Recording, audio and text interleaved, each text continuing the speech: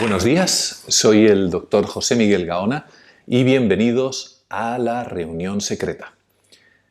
Decía Simone de Beauvoir, fallecida hace 34 años un día como hoy, que lo más escandaloso que tiene el escándalo es que uno se acostumbra. Y así es cuando vemos, por enésimo día consecutivo, hoy 14 de abril, que se suman 567 personas fallecidas más en nuestro país. E imagino que a ustedes en Ciudad de México, en New Jersey, en Ciudad del Cabo, en Asunción, en Santiago de Chile o en Guayaquil también les sonará familiar este tipo de cuestiones.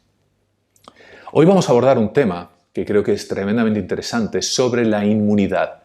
¿Quién es inmune? Se está hablando de que, bueno, quien ya ha pasado a la enfermedad con toda seguridad es inmune, pero todo este tipo de cosas tiene una serie de matices.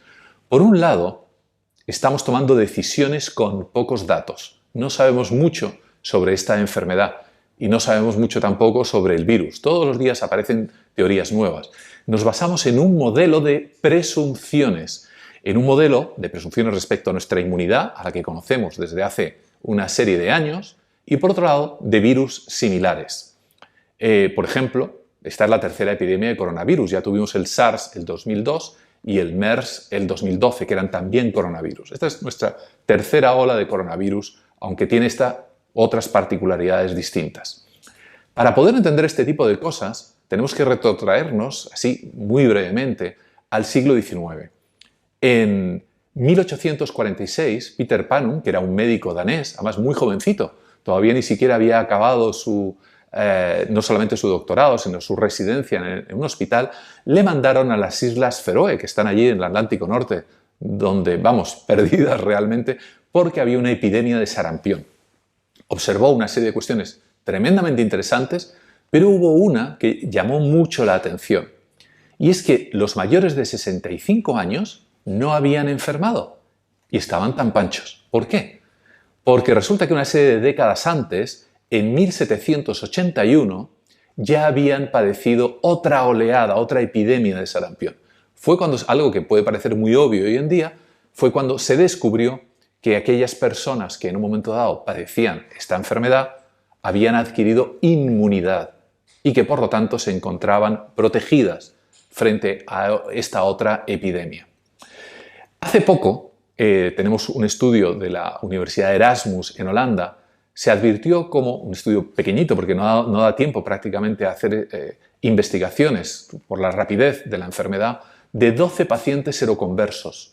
Habían convertido, están ya aparentemente inmunes, y a las 2 semanas ya se observaba que había esta inmunidad, tan solo 2 semanas después. También se ha visto con otros virus, como el SARS y el MERS, que esta inmunidad dura aproximadamente como un año, ¿no? Parecido de alguna manera cuando hay esas epidemias de gripe, que todos los años tenemos que volver a vacunarnos porque son, por ejemplo, en este caso de la gripe, cepas distintas. Entonces, lo que advertimos es que cuanto más personas inmunes haya, se va a convertir en lo que es la inmunidad de rebaño, que por eso os he puesto esta foto aquí detrás mío. ¿Qué significa esto?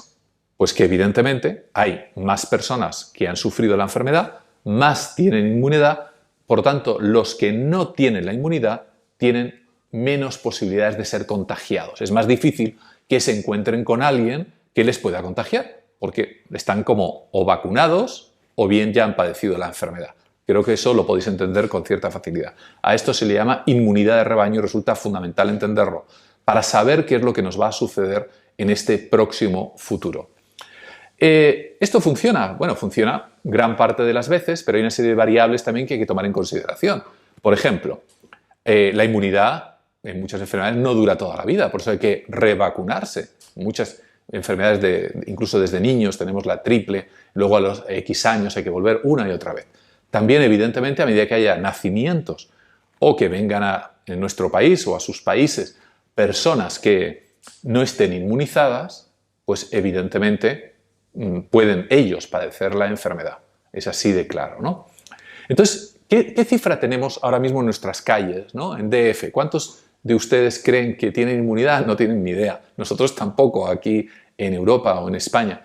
se calcula que puede ser 10 veces la cifra oficial de infectados, otros autores hablan de 100 veces y alguno como Mark Lipsitch de Harvard llega a hablar hasta de 1000 veces las personas que ya han estado contagiadas y que son inmunes. Pero realmente no lo sabemos por la falta de estudios de campo, los test, los PCR que habría que hacerlos masivamente y que todavía hoy, a 14 de abril, están las cosas en pañales prácticamente, ¿no?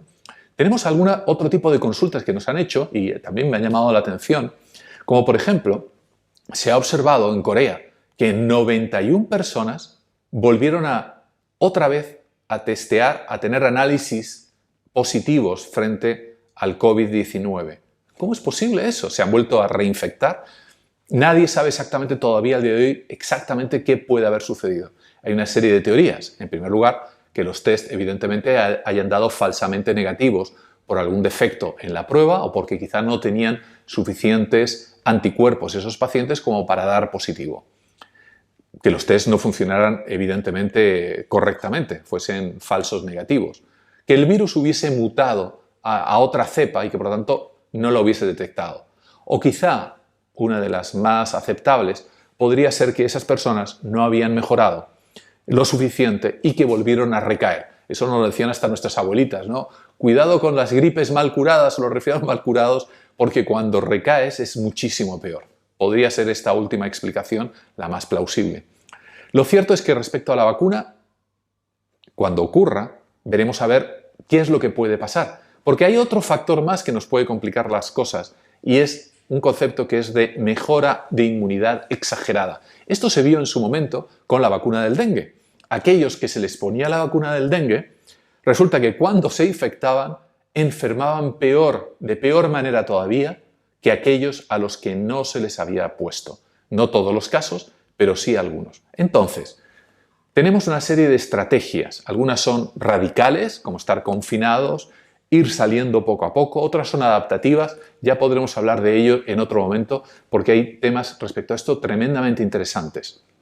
Pero la cuestión es que existe un sinnúmero de variables todavía que nos hacen dudar acerca del tema de cómo va a funcionar la inmunidad, más aún de cómo va a funcionar esa vacuna, que todavía no sabemos qué es lo que va realmente a suceder, y también una serie de puntos negros con aquellos pacientes que estuvieron enfermos y que aparentemente han recaído. Tanto es así que, por ejemplo, ayer mismo por la tarde tuve una conversación con una de mis pacientes en las que ella ha estado enferma, es una señora mayor. La médico del hospital le ha dicho que ya puede hacer vida totalmente normal. Por otro lado, la médico de cabecera se ha escandalizado y le ha dicho que de eso nada, que esté por lo menos 15 días en su casa sin tener contacto directo con su pareja o con ninguna otra persona. La cosa es que hasta que no tengamos las ideas más claras, todavía tenemos que ser tremendamente precavidos. Porque en eso, ya lo habéis visto, nos va la vida. Hoy le han ido la vida a 567 personas que no pudieron los pobres protegerse, que enfermaron o que eran más vulnerables que el resto de la población. Así que mientras tanto, seamos tremendamente cautos, que de eso en principio no suele morir mucha gente. ¿No creéis? Hasta entonces, hasta mañana, que tengáis mucha, pero que mucha fuerza.